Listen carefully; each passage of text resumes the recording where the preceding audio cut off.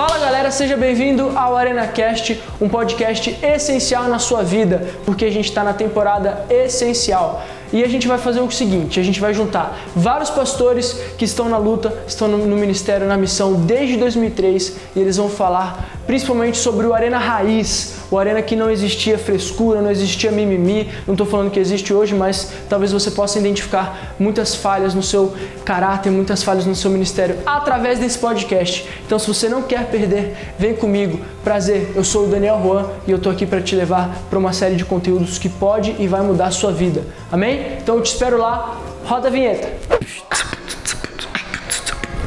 Gostou?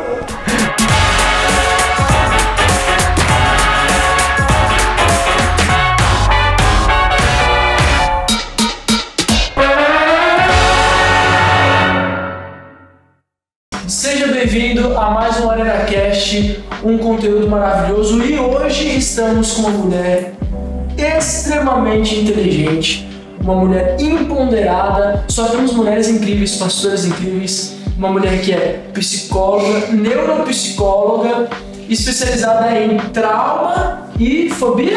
Complexos, isso aí. Estamos aqui com a pastora Carla. Pastora, seja muito bem-vinda. Aqui esse ambiente é todo seu, fica aí à vontade, pode tomar o seu tempo para falar, porque a gente está aqui para isso, para ouvir você compartilhar a sua sabedoria. Então seja muito bem-vinda, pastora. Um prazer enorme, queria te agradecer o pessoal e principalmente você que vai estar compartilhando esse momento bacana. E é muito legal poder estar aqui, a Arena é praticamente a minha vida, então é um prazer enorme estar aqui com vocês. Pastora, já para começar, eu quero fazer uma pergunta que eu faço para todos os nossos convidados. Conta um pouco pra gente do seu testemunho, da sua conversão, como foi, quando que você se converteu, há quanto tempo você já está na caminhada aí. Toma o seu tempo. Então, eu converti já há algum tempo. Eu converti numa fase bem peculiar, assim, eu tinha 12 anos, minha família estava bem destruída, assim, bem arrebentada. Eu sou caçula de 3. E eu tinha uma irmã meio que dava muito trabalho e começou a se envolver com a galerinha do mal, começou a se envolver com droga e muito show, aquela coisa toda, saída, namorado escondido. E aí minha mãe, meus pais são separados desde que eu tinha 2 anos, e aí minha mãe ficou muito alucinada, falou, meu Deus, e agora? O que eu vou fazer? Preciso dar um norte pra vida das meninas, pra elas não se perderem. E aí ela começou a procurar Deus, e a gente procurou Deus em várias religiões, em coisas orientais e Tai Chi Chuan e espiritismo e tudo, e eu vim de uma família muito católica. E aí então ela teve uma amiga que levou ela para uma reunião de oração e lá ela começou a ouvir sobre Jesus. E aí ela ouviu falar de uma igreja que era muito bacana para jovem, coincidiu com esse momento que ela falou, preciso levar Deus para as minhas filhas, preciso levar valores, princípios para os meus filhos, e eu preciso de fazer isso num lugar que eles gostem de ir. E aí quando ela ouviu falar dessa nossa terra, ela falou, é lá que eu vou. A gente chegou num culto na 102 Sul, há muitos anos atrás, e era um show. Era um show? Tinha um pastor louco tocando rock and roll, cabeludo em cima do altar. E a gente falou, isso não é uma igreja. Isso é tudo menos uma igreja. E aí a gente já curtiu pra caramba o que estava acontecendo e a gente começou a procurar. E no meio de uma celebração, a gente não sabia que era período de celebração, agora é a conferência. A gente se envolveu com a igreja, começou a conhecer o grupo de jovens. E aí a gente foi se convertendo. E foi meio que uma coisa que foi um flow mesmo, sabe? Eu já tinha algumas questões, eu já procurava Deus, eu já conversava com Deus sem saber direito e já sentia a necessidade de ter alguma coisa dentro de mim que preenchesse. E aí foi quando a igreja entrou muito perfeito nisso, porque foi o caminho que me levou para Deus, né? A igreja foi que me apresentou Deus e me preencheu. Que legal! Isso tudo aqui em Brasília? Isso tudo aqui em Brasília. Eu já estava numa fase bem complicada, porque eu vivia muito de aparência, né? Então, eu acho que todo adolescente, todo jovem começa a viver algumas descobertas na vida, e como eu tinha irmãos mais velhos, eu gostava muito de viver aquilo que eles estavam vivendo. E sabe aquela coisa assim de você ter que ir junto com a irmã mais velha para meio que ser o X9, só que na verdade a gente tinha aquelas parcerias. Sim. Minha irmã inventava de ir pra show, pra balada, aquela coisa toda, e minha mãe falava, você vai, você só vai se você levar sua irmã mais nova. E eu acabava indo, e nessa eu acabei me envolvendo com a galerinha mais velha, então eu fui meio precoce, assim, em muitas coisas. E eu gostava dessa história, porque isso me trazia um certo status, né? Eu andava com a galera mais velha, eu fazia coisas de gente mais velha, mas ao mesmo tempo também eu me colocava em risco muitas vezes, porque eu procurava fazer coisas que não eram bem pra minha idade. Então, com 12 anos, eu já tava assim, quando eu entrei na igreja, essa fase, eu já tava bebendo, já tinha uma galera que fumava, já tinha uma galerinha que fazia uso de coisas não muito legais, e eu tive que fazer algumas escolhas. Eu fazia parte nessa época do time da escola, e aí eu gostava dessas coisas de chamar atenção, de estar junto com a galera, de ter aquele grupo de amigos, de fazer... Eu era meio que pop na escola, né? E quando eu converti, houve esse impacto, assim, a minha vida teve que mudar, porque eu precisei entender quem eu era de verdade, que eu não precisava mais fazer as coisas para agradar, que eu não precisava mais fazer as coisas para chamar atenção, eu não precisava ser radical da galera, então eu gostava de descer de rapel e fazer algumas coisas radicais, mas muito pela aventura, mas também pelo que eu impressionava as pessoas, eu gostava de chamar essa atenção. E quando eu conheci Jesus, ele veio de encontro com isso, e ele começou a me mostrar que o mais importante não era quem eu parecia ser, mas o que eu carregava dentro de mim. E isso fez muita diferença. Já se acostumou, pastor? Eu vou sempre pegar uma plaquinha aqui. Beleza. Vamos de plaquinha.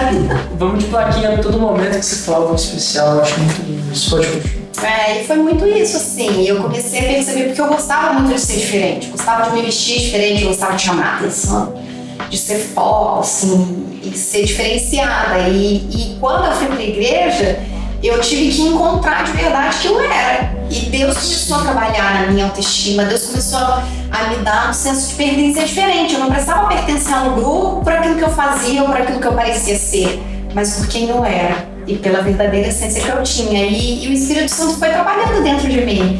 E eu pude entender, assim, encontrar o meu lugar, saber quem eu era, ter identidade, saber que eu podia gostar de fazer coisas, mas eu podia fazer aquilo por mim e não necessariamente para chamar a atenção de alguém.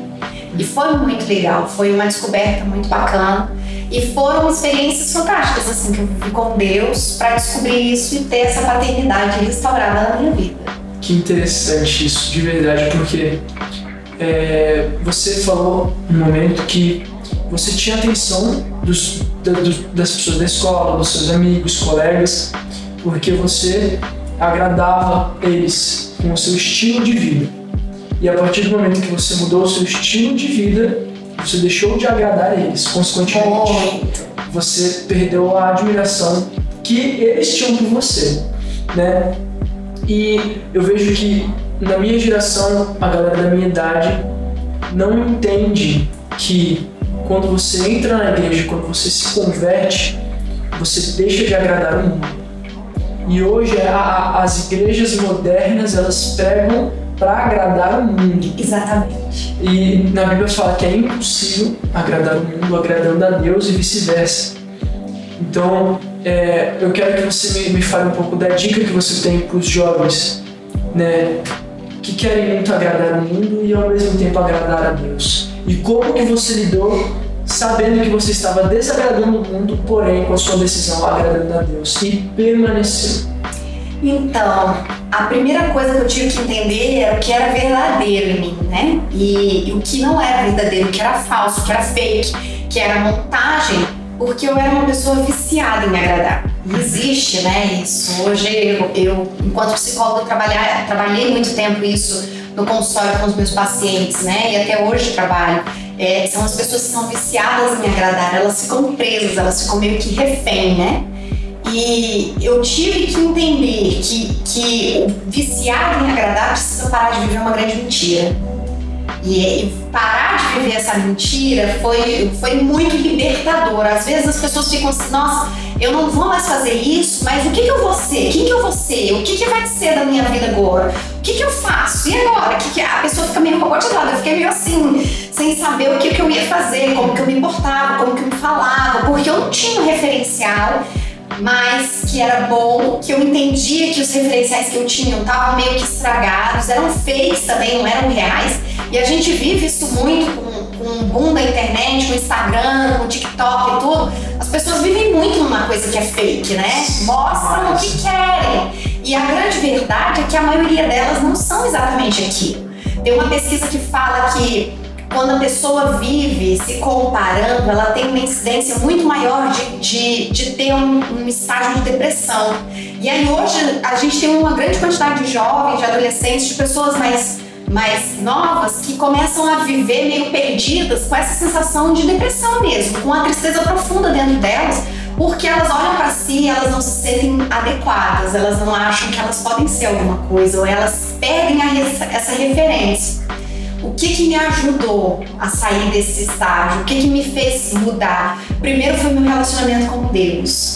E assim, o saber que existia um Deus próximo de mim, que Ele me amava do jeito que eu era, foi muito libertador. Porque eu não precisava mais agradar, mas eu tinha a possibilidade de conhecer. Foi uma grande descoberta. Descobrir quem eu era, descobrir o que eu gostava de fazer de verdade, não me preocupar com a opinião dos outros. E eu precisei viver isso muito tempo. Foi um grande treino. E às vezes a gente escorrega. E por várias vezes eu voltei desse estágio e Deus me lembrava: eu te tirei daí, você não precisa mais voltar. Forte, calma, sensacional. Timing da plaquinha sensacional. Uau!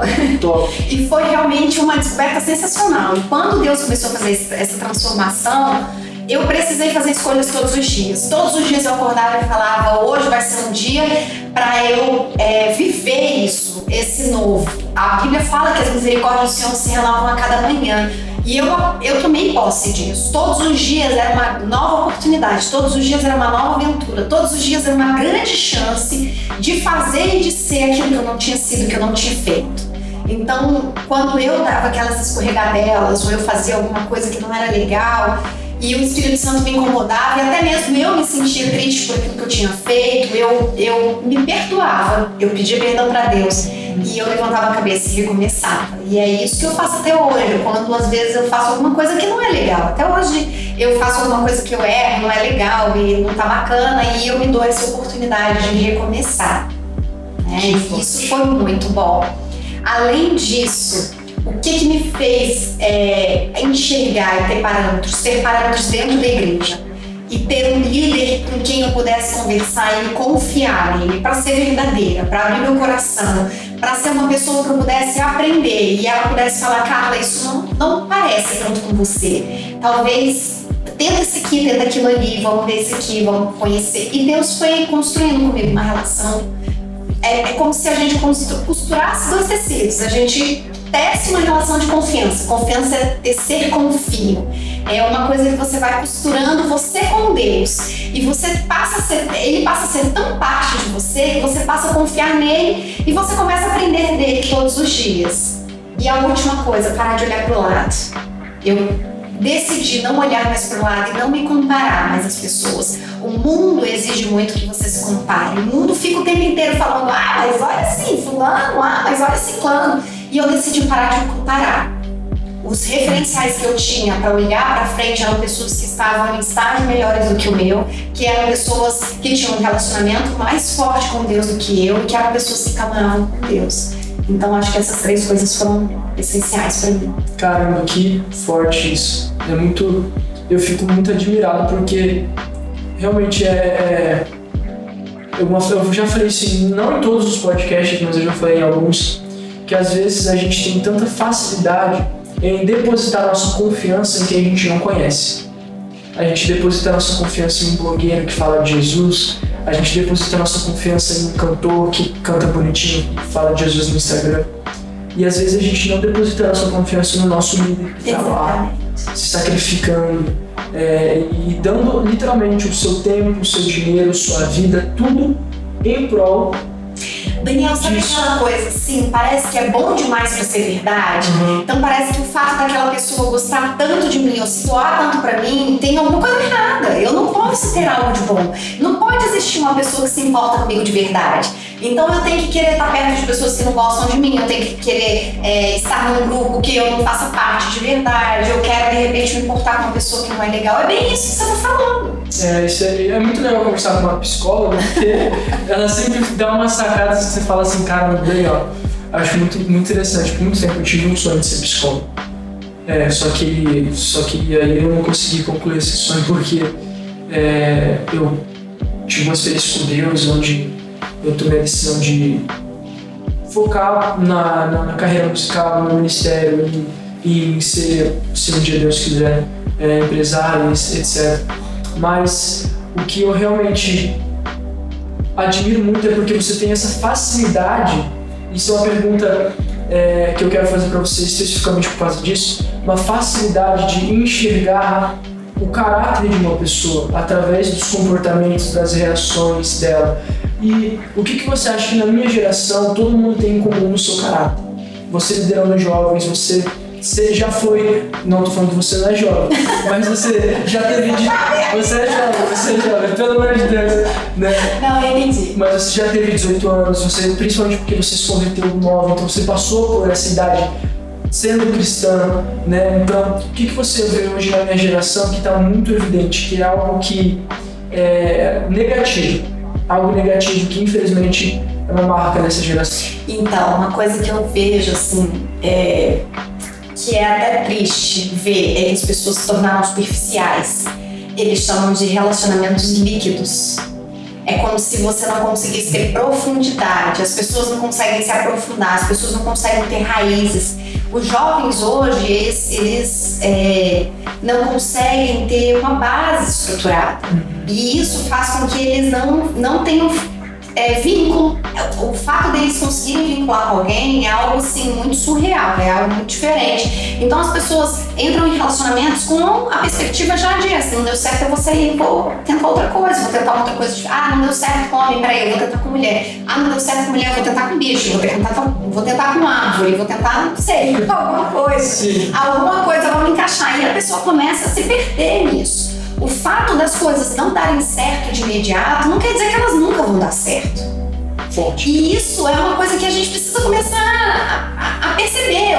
Nem tudo na vida é utópico, é assim, é sonho de princesa, Disney. Sim. Nada contra a Disney, gente, eu amo a Disney, mas é algo fantasioso você falar assim, não deu certo, as coisas precisam dar certo de cara. Não, as coisas não dão certo de cara. A gente tenta e a gente não vai conseguir. Ninguém aprendeu a andar de bicicleta na primeira tentativa. Ninguém montou na bicicleta e eu sou aquele bike cross na vida, né? Não é. Eu sou uma pessoa que eu vou fazer uma vez, vai dar certo mais ou menos, vai dar mais ou menos certo, eu cair, vou aprender, vou levantar, vou tentar mais uma vez. E tudo na vida é assim. E as pessoas esqueceram que isso acontece. E elas desvinculam de uma forma muito, muito rápida. Ou talvez o medo delas se relacionarem, delas se envolverem, delas acreditarem. É tudo tão fake hoje em dia que acreditar que alguma coisa é verdade é muito difícil. Nossa. Então fica muito solto, fica muito superficial. Então assim, os pais têm medo de serem pais, porque tem medo de errar, de aprender, de fazer, de acontecer. Os filhos têm medo de tentarem, de serem filhos, porque se meu pai me abandonar, se a coisa não der certo, o relacionamento dos meus pais não são bons, não é bom, então eles brigam e tal, como é que vai ser? Meu namorado, minha namorada, não sei como que vai terminar, será que um dia ele vai me deixar? Não vai. Cara, vive, vai tentar, vai insistir, quem sabe a coisa dá certo, sabe? Insiste com Deus. As pessoas vão pra igreja e falam assim, eu tô vindo pra igreja, pastora, mas a minha vida parece que tá um pouco mais difícil. Não, a vida não tá mais difícil, a vida tá verdadeira. O mundo lá fora é muito mais difícil de viver do que dentro da igreja. O que as pessoas esquecem é que, cara, a vida é de verdade. É real. E as pessoas precisam entender isso. A gente não vive em conto de fada. Tenta, insiste, porque vai dar certo. A Bíblia tem um versículo que eu uso para minha vida como um todo, e por muito tempo foi assim, usado de uma forma muito, muito superficial, mas que eu me apego a ele. Em todas as coisas somos mais do que vencedores em Cristo Jesus. Se em todas as coisas eu vou ser mais vencedor, vai dar certo. Então se não deu certo é porque ainda não chegou no fim. Vai dar certo, com Deus sempre dá certo. Amém. Nossa, isso é muito interessante. Muito, muito interessante, sabe por quê? Porque o jovem ainda tem muito espaço em branco na sua história. Então eu acredito que a gente tem, principalmente eu tenho muitas áreas da minha vida onde eu não rompi, onde eu não alcancei o que eu quero, né? Mas é porque eu tenho muito espaço em branco na minha história para Deus fazer, né? Eu vejo muitos meninos que chegam para mim e falam assim: cara, mas meu pai não se converteu ainda, minha mãe não se converteu ainda, eu faço de tudo. E eu chego e pergunto: quanto tempo você está orando com o seu pai? 3 meses. Aí eu olho assim pra esse caramba, velho, 3 meses nem você se converteu ainda. Mas, então, claro que existem testemunhos onde 1 mês de conversão tá a família inteira adorando a Deus. Amém, mas, né, eu acho isso muito interessante, até mesmo pra mim, que eu pego na minha vida. Por exemplo, eu falei pra você, eu quero casar. Eu falei pra você isso? Não. Não? Eu confundo, gente, eu converso com tanta gente.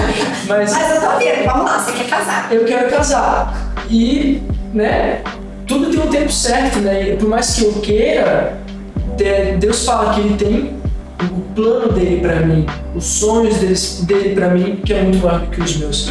E eu acho que os jovens não entendem isso. E o que você falou, se serviu pra mim, eu tenho certeza que tá servindo para as pessoas que estão assistindo a gente aqui agora. E eu quero fazer mais uma pergunta pra você. Antes de você fazer uma pergunta, deixa eu contar uma coisa bem legal. Como? Então, quando eu converti, e eu falei pra vocês que meus pais são separados desde que eu tenho 2 anos, né? E aí eu converti, eu falei, cara, agora é minha chance. Uau, Deus vai entrar na vida do meu pai, vai mudar a vida dele. E aí, bem em cima disso que você estava falando, eu comecei a orar pelo meu pai, pela vida dele, ele vai converter e tal. E aí, às vezes, eu ligava pra ele, e a gente tinha o telefone, mas meu pai era tão desligado, assim, da gente, que, assim, ele passava anos sem ter contato com a gente. Era uma coisa meio surreal. Eu conto as pessoas, assim, acho super estranho. Mas era bem isso mesmo. Teve a época de passar 2, 3 anos sem a gente ser um oi. Não sabia nem se estava vivo. E aí eu comecei a ligar pra ele quase toda semana e falava: e aí, pai, como é que você tá? Que bom que eu tô te ligando, tô com saudade, quero dizer que eu te amo. E nas primeiras vezes que eu ligava pra ele, ele falava: tá bom. Tá bom, tchau, e desligava. E ele é um cara que ele não tinha muita afetividade, ele não dava conta de falar. Então eu ligava e falava que amava, tava com saudade. Nas primeiras vezes eu ficava super frustrada. Ai, caramba, meu pai não tem amor nenhum, pessoa fria, é difícil. Mas eu continuei orando e eu falava: meu pai vai converter, meu pai vai converter, meu pai vai converter. E depois de 5 anos orando todos os dias pela vida dele, jejuando algumas vezes, ele converteu, me ligou. E ele falou: minha filha, encontrei uma igreja. Ele chegou bêbado em casa de uma farra e ele ligou a televisão de madrugada. E de madrugada sempre tem uns programas, né? Sim. E aí ele tava assim, ele tava numa bad total. Tinha feito um monte de besteira, entrou bêbado em casa. Quando ele ligou a TV, tava um pastor pregando. E aí naquele momento ele entregou a vida dele para Jesus e decidiu procurar uma igreja. Na casa, em frente onde ele morava, tinha uma igreja mais tradicional, mas ele foi pra lá. Eu falei: cara, vai ser minha chance, vai virar o pai que eu nunca tive, vai ser maravilhoso e tal. E não foi assim. Não. E aí eu falei: cara, será que Deus não transformou a vida dele? E Deus virou pra mim e falou assim: cara, cada um fez a sua escolha e ele fez a escolha dele. A minha pergunta pra você é: o que você vai fazer com isso? Porque por mais que você tenha orado, você orou pra que a minha vontade acontecesse ou pra que as coisas acontecessem da tua forma? Ai, calma aí. Não, gente, não, isso aqui não. Aleluia.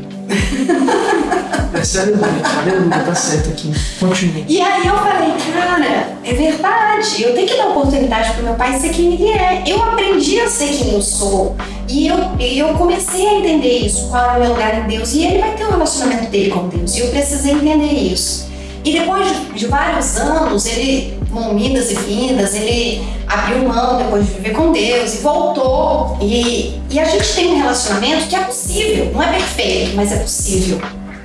E as coisas não aconteceram perfeito, mas nem por isso eu abri mão de Deus. E nem por isso Deus deixou de ouvir ou de atender a minha oração. Eu estava orando para que a coisa acontecesse e uma mudança aconteceu de fato. Não foi perfeita, mas é possível. E trouxe restauração depois para minha vida. E eu consegui entender o que foi o plano de Deus, mas para isso você confiar em Deus. Caramba, top demais isso aí. O que você falou sobre a vontade de Deus. Eu acho que eu já passei por isso. Que eu cheguei e falei assim: Deus, se for da sua vontade, que aconteça, e não é. E eu seguir Não, minha vida. você errou, né? Eu falei, não, então peraí. Então não é meio assim, sabe? Tipo assim, se for da sua vontade, Deus, falar não, mas se você falar não, eu vou fazer do mesmo jeito. Né? E eu acho que isso... É a vontade que a gente tem, né? E isso é muito falta de maturidade. Eu acho que foi a pastora Úrsula que ela falou que o jovem hoje não sabe ouvir não. O jovem hoje não sabe ouvir não. E isso é uma marca muito forte da minha geração.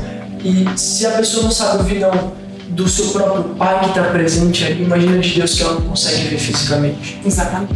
Né? Então eu acho que isso é muito característico. E eu quero te fazer a pergunta: o que você acha que é essencial para o jovem para aprender a ouvir não?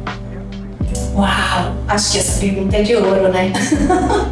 O que a gente faz para ensinar ou para até aprender a ouvir não, né? Eu acho que para a gente aprender a ouvir não, para o jovem hoje aprender a ouvir não, ele tem que aprender a confiar. Forte. Ele precisa saber que existe alguém no controle. Uma das coisas que a gente vê hoje na psicologia crescendo muito são os estudos a respeito da espiritualidade. O quanto é importante a pessoa desenvolver a espiritualidade. É assim que eles falam, né, nos estudos. Eu vou falar muito rasgado. O quanto é importante a pessoa se aproximar de Deus e ver o quanto ela precisa de Deus, né? Foi o que eu falei do tecer com o fio, né? A confiança. Eu preciso estar junto, estar preso a uma pessoa, a Deus, na verdade, ao ponto de confiar que Ele está vendo além. Naquele momento em que eu orei pela vida do meu pai, em que as coisas não aconteceram do jeito que eu gostaria, eu precisei confiar, eu precisei acreditar que aquilo que Deus estava fazendo era melhor do que o que eu queria que Ele fizesse. Então, o não saber ouvir não é muitas vezes a falta da confiança, falta de pertencer a um Deus. As pessoas às vezes têm o costume de ir para a igreja e conhecer Deus. O convite de viver Jesus não é você conhecer Deus. Jó já falava, né? Eu conhecia Deus, eu ouvi falar, agora eu conheço de viver com Ele.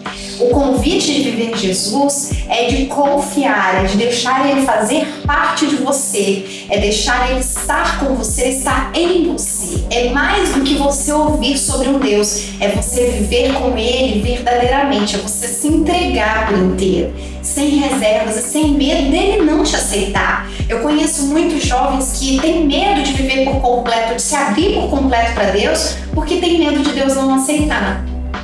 Não existe isso, não existe a menor possibilidade de Deus não te aceitar. Ele te aceita do jeito que você é, com o seu cabelo do jeito que você é, com o seu corpo do jeito que você é, com a roupa que você vive, enfiando o dedo no nariz, sei lá, soltando puma, rotando, do jeito que você vive, de uma forma bem natural, mas Deus é Deus, Ele te criou do jeito que você é, e pra Ele você é tão especial que Ele te fez único, uma única digital comum. As pessoas podem até parecer uma com as outras, mas elas nunca vão ser iguais.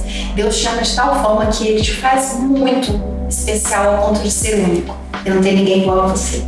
Que top, né? Isso aqui. Gente, isso aqui é fonte de conhecimento, fonte de sabedoria. Sério, vou falar pra galera do meu Discord, assim, rapaziada, todo mundo assiste os podcasts, todo mundo vai lá. Assiste podcasts, tá cada vez mais lindo.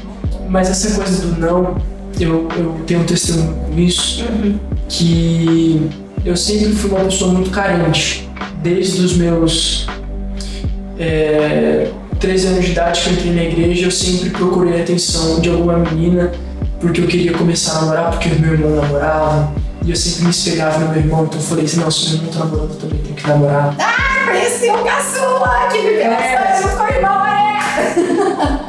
eu sou caçula também, então eu lembro que eu sempre procurei essa atenção e foi tanto que foi isso que me tirou da presença de Deus. E aí quando eu voltei para a igreja, me converti, abri minha célula, fiz todo o processo. Passou uns meses, né, quase um ano, e eu comecei a conversar com a minha namorada. E eu comecei eu sempre fui uma pessoa muito descontraída, né, eu lembro até hoje as pessoas dão muita risada. A primeira mensagem que eu mandei pra Duda foi assim, você tá muito gatinha. A gente saiu no cinema, acho que foi algum evento da igreja, que foi tipo assim, umas 20 pessoas no cinema. Aí eu lembro que eu cheguei em casa e falei assim, você tava muito gatinha no cinema hoje. E eu comecei a investir muito nela. Aquela menina linda, depois eu te mostro ela. Meu amor, beijo, linda, maravilhosa, cheirosa. Mas eu lembro que eu comecei a conversar com ela, e chegou um momento que eu cheguei pro Jonas e falei que era meu líder. Eu falei assim, quero orar com ela. E aí o Jonas falou assim, você quer orar com ela? Quero. Espera 3 meses. Aí eu falei, tá, então a gente vai orar 3 meses? Ele, não, 3 meses sem conversar, sem olhar, sem nenhum contato com ela.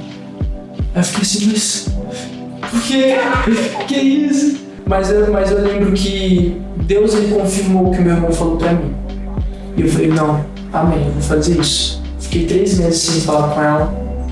E era o seguinte, era em janeiro. Na conferência, era o dia de eu voltar a falar com ela. Então eu fiquei de janeiro até a conferência. Conferência especial. Conferência especial. Mas foi libertador, porque esses 3 meses foram os 3 meses onde eu mais cresci no ministério. Foram os 3 meses onde eu aprendi muita coisa como líder, como discípulo, como homem. E eu saber ouvir o não do meu líder, de falar, você quer? Então espera, 3 meses. Aí eu lembro que chegou a conferência e eu falei assim, eu quero orar agora. Aí o pai dela falou assim, espera ela fazer 15 anos pra você começar a orar. Né? Eu sou 2 anos mais velho com ela, eu tinha 17, ela tinha 15. Ela tinha 14, ela ia fazer 15. Eu tive que esperar mais um mês. Ela fez 15. Eu falei, posso namorar? Já tô esperando há 4 meses. Não, ora mais um mês. Aí eu lembro que a gente orou mais um mês. E foi tipo assim um processo. E hoje eu vivo um namoro muito abençoado, né? Que é só o começo, obviamente. Mas eu reconheço que muita gente hoje não sabe esperar. Muita gente hoje, se o líder pede para orar 3 meses, se o líder pede para esperar, a pessoa se revolta e ora debaixo da rebeldia, né? Sim. E eu acredito que isso é muito triste, porque a sua geração não é assim.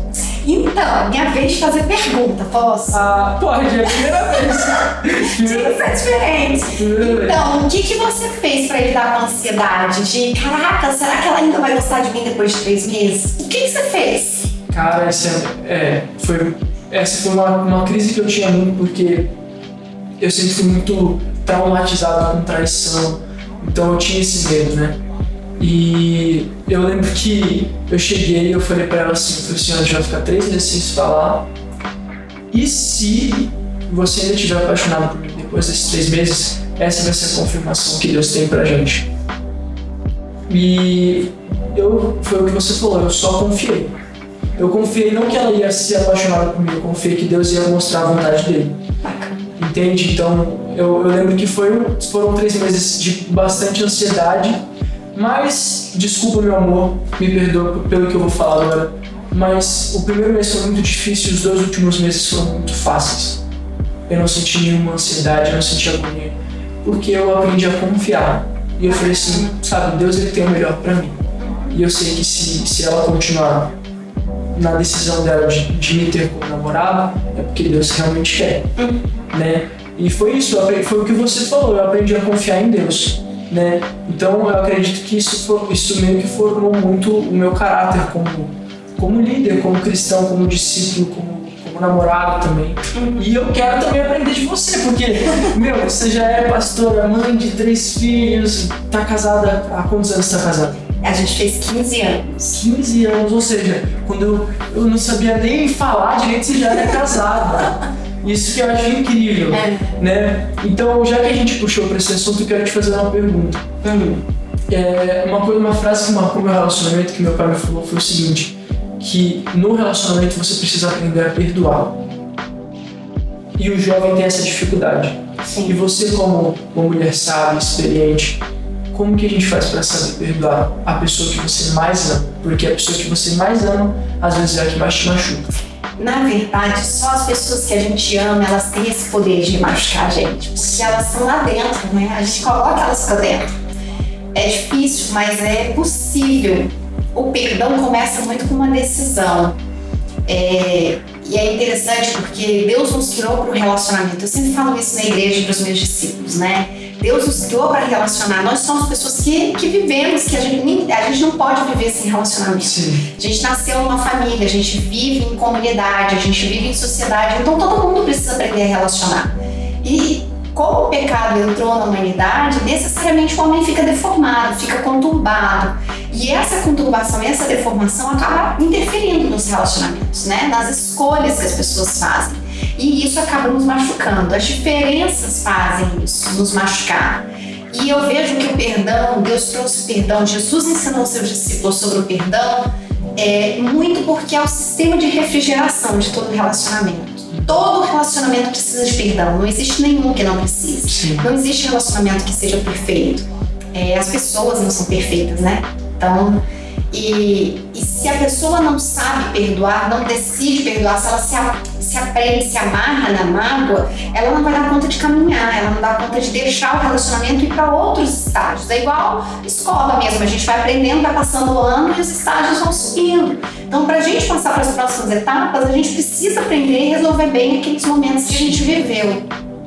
Para eu aprender a perdoar, a primeira coisa que eu tenho que fazer é aprender a abrir mão da dívida que o outro causou para mim. Nossa, isso é muito bom. Então eu preciso abrir mão mesmo, eu racionalmente entendo. Por exemplo, eu tô aqui com você, se você faz alguma coisa que me machuca, você me causou uma dívida, vamos colocar assim, você tá em dívida comigo. Eu preciso pegar essa dívida que o Daniel causou no nosso exemplo e abrir mão dela. Eu preciso parar de cobrar essa dívida e devolver para ele essa nota promissória. São notas promissórias mesmo que a gente faz. Eu preciso decidir não cobrar mais essa conta que você tem comigo. E a partir daí te dar uma oportunidade de você ter uma outra atitude. E é claro, existem relacionamentos que são abusivos e que assim, você não precisa manter esses relacionamentos. Sim. Mas você também não precisa carregar essa pessoa com você. Uma coisa que eu falo muito é que perdão não diz respeito ao outro, perdão diz respeito a você. Porque é você quem precisa perdoar, não é outra pessoa que precisa do seu perdão. A outra pessoa te fez mal e ela tá nem aí, ela tá vivendo a vida dela. Sim. Mas se você tá carregando aquela pessoa com você, às vezes você quer até se libertar daquela pessoa, você quer terminar um relacionamento, ficar bem, ou você quer construir um outro tipo de relacionamento com o seu pai, com a sua mãe, ou com alguém que te feriu, que faz parte da tua vida, e você não consegue porque você fica marcado com aquilo. Aquela marca se torna mais forte do que a presença da pessoa. E isso é muito, muito poderoso, né? A mágoa é tão forte, o ódio, a mágoa, o rancor são tão fortes quanto o próprio amor. Então, se eu não dou espaço, se eu não tiro isso de dentro do meu coração, eu também não dou espaço para o amor entrar. Sentimento é igual física. Eu tenho um corpo ocupando espaço. Eu não vou ter espaço para outro corpo entrar. Então, enquanto eu tenho raiva, mágoa, rancor, eu não tenho espaço para sentir amor. Como a história do meu pai na minha vida e a paternidade de Deus foi do mesmo jeito. Eu não pude conhecer de verdade quem era Deus e qual era a paternidade de Deus, quem Deus podia ser comigo enquanto eu não perdoei o meu pai. Então eu precisei passar por um processo de perdoar aquilo. A escolha que ele tinha feito foi uma escolha. Ele escolheu não ser pai presente. E quando eu abri mão disso, quando eu pude ter o meu coração tratado, eu também fui uma pessoa muito carente. E eu procurava em relacionamentos aquilo que eu não tive no meu pai, a aceitação, a atenção, a admiração, o conseguir, né, chamar a atenção. E por isso eu queria ser tanto popular na escola, porque pelo menos eu tinha em algum lugar a admiração de alguém. Quando eu perdoei meu pai, quando eu passei por esse processo e entendi que ele fez a escolha, mas a minha escolha não precisava ser vinculada com a escolha dele, eu consegui permitir que Deus entrasse no meu coração e o amor de Deus pudesse curar a minha vida. Então aquilo que eu não tinha recebido do meu pai, hoje eu recebo infinitamente mais de Deus todos os dias. Nossa, isso é muito renovador, assim, né? Eu tô falando que tô tendo vários individuais ao mesmo tempo, com vários pastores e bispos diferentes. Imagina! Tá sendo muito incrível. Isso é uma experiência bizarra de boa. Mas, então o perdão ele é essencial para o nosso desenvolvimento. Sem o perdão você não vai para o próximo estágio. Não vai. E você precisa decidir. Perdão você não sente vontade. Ninguém sente vontade de falar segue sua vida, eu tô em paz, relaxa. Porque a pessoa te machucou, você não quer fazer isso, mas é uma decisão. Eu decido não continuar alimentando aquele sentimento de raiva, de dor, de mágoa dentro de mim. Sabe o que é interessante? Eu acho que você como psicóloga pode falar isso também. O ser humano ele começa a entender coisas na vida que a Bíblia falou lá 5 mil anos atrás. Né? Sim. A gente pega e a gente fala, não, porque o perdão ele liberta você, isso, porque, sabe, coisa que na Bíblia fala. Sim. Né? E eu acho isso incrível. E agora você como pastora, né, uma pergunta que eu amo fazer isso com os meus pais, porque eles leem a Bíblia há anos e anos e anos e anos e anos. Que veio são seus pais. O pessoal gosta, né? Eu fico tipo assim... São meus pais, eu me conheço todos os dias. Não, mas eles são, cara, fora da caixinha.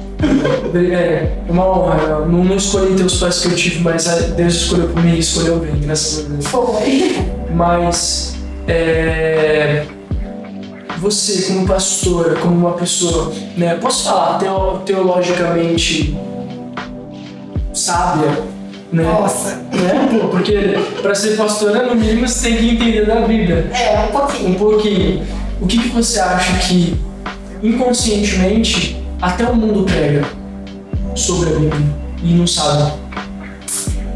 Cara, o amor é algo que as pessoas pregam sem perceber que elas estão pregando, que elas vivem. O problema é que o mundo prega alguns conceitos de forma distorcida. Foi o que eu falei pra vocês assim no início. Quando eu tava falando do homem foi criado para relacionamento e o pecado entrou e deformou o homem.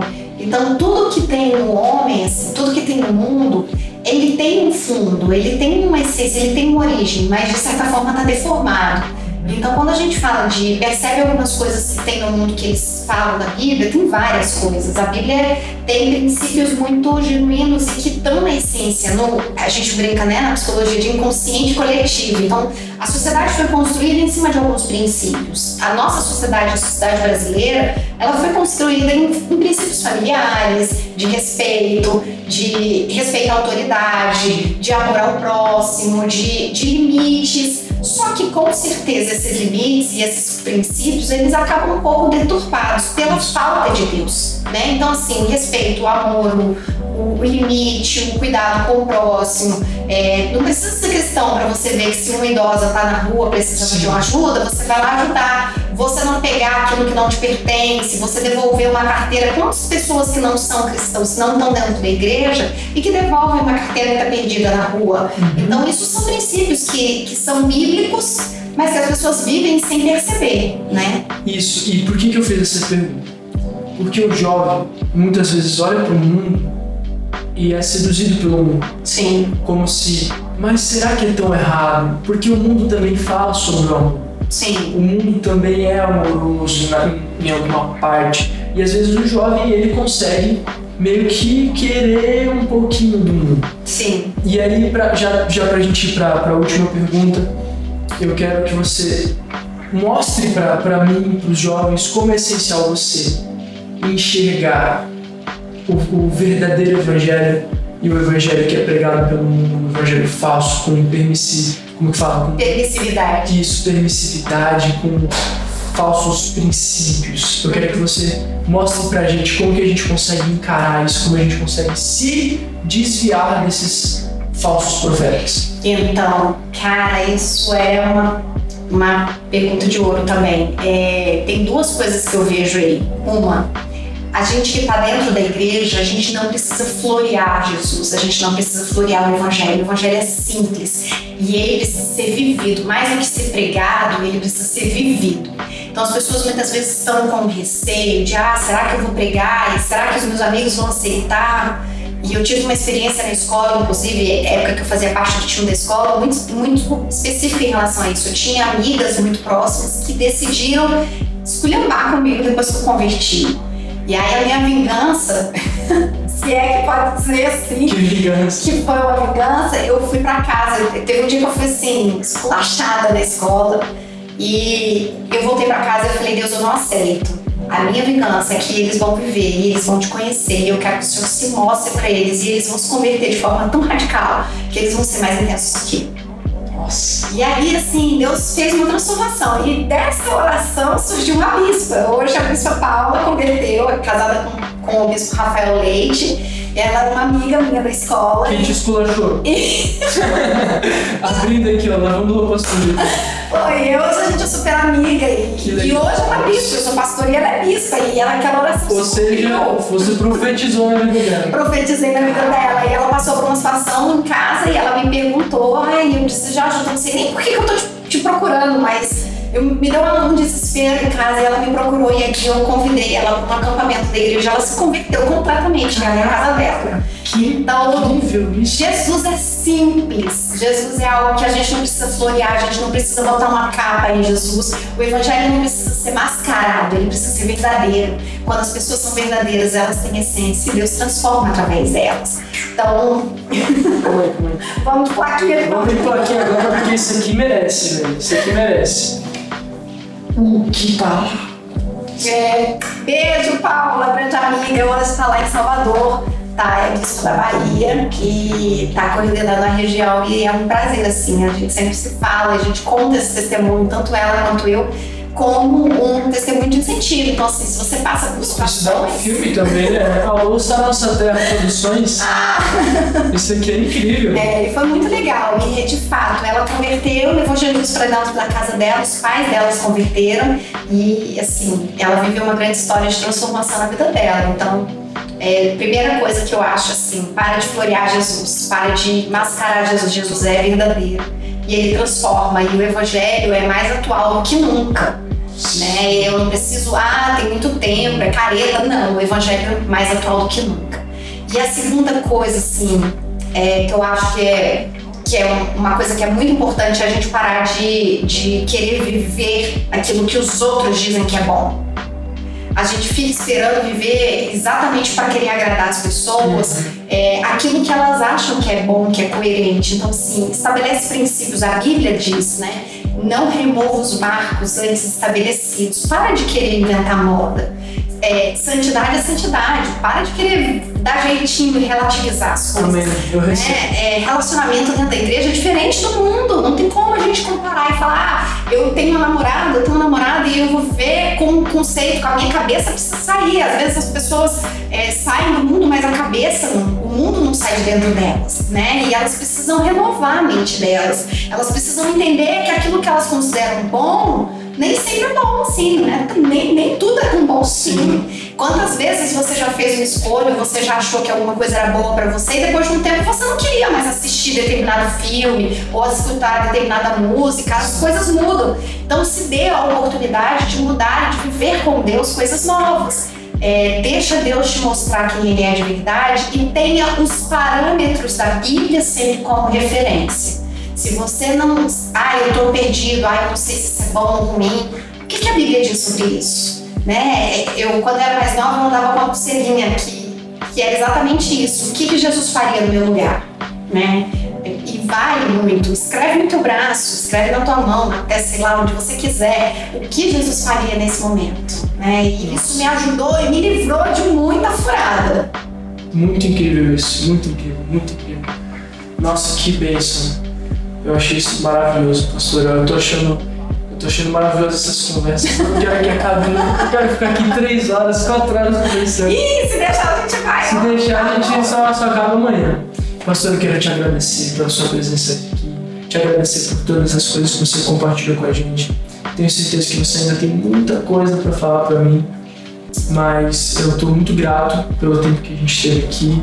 E pra gente finalizar, você pode dar uma pequena palavrinha para esses jovens que estão assistindo aqui, incentivando eles a chegar onde você chegou hoje?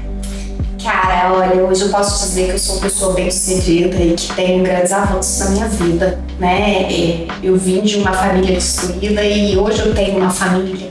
Então, isso foi possível porque eu vivi algumas coisas. Se de tudo que a gente falou aqui, você conseguir se lembrar de viva Jesus de verdade na sua vida, seja verdadeiro com Ele, isso para mim já é essencial. Assim, é essencial você viver Jesus de verdade, você ser verdadeiro com Jesus e deixar Ele ser verdadeiro com você.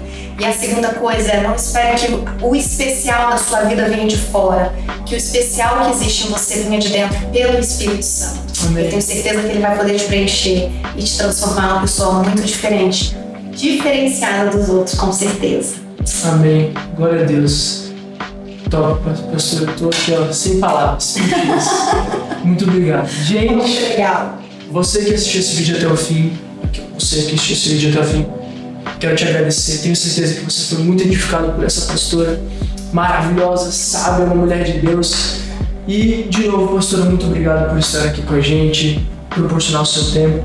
E muito obrigado também por proporcionar o seu tempo e ter assistido até o final. Se você gostou, vai lá assistir outro podcast que você vai ser edificado também. Um beijo, um abraço, coraçãozinho. Você acabou de assistir o ArenaCast e eu quero fazer um convite agora para você assistir outros. Você pode maratonar esse conteúdo que você só encontra aqui. Então, clica aqui, ou aqui, ou aqui. Tenho certeza que vai edificar a sua vida. 3 vídeos diferentes para você assistir. Também se inscreve no canal, curta, compartilha, ativa o sininho. Você não vai se arrepender. E é isso. Um beijo, um abraço e te encontro no próximo vídeo.